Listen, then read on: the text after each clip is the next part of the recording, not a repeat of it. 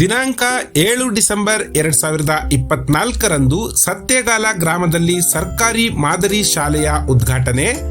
ಪರಮಪೂಜ್ಯ ಜಗದ್ಗುರು ಶ್ರೀ ಶಿವರಾತ್ರಿ ರಾಜೇಂದ್ರ ಮಹಾಸ್ವಾಮಿಗಳವರ 109ನೇ ಜಯಂತಿ ಮಹೋತ್ಸವ.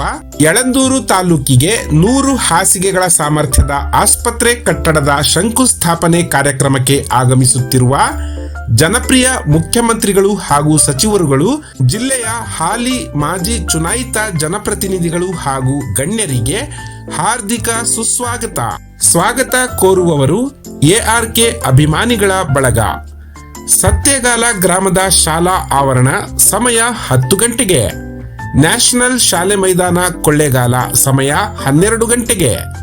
ಸರ್ಕಾರಿ ಪ್ರಥಮ ದರ್ಜೆ ಕಾಲೇಜು ಆವರಣ ಯಳಂದೂರು. ಸಮಯ 4 ಗಂಟೆಗೆ.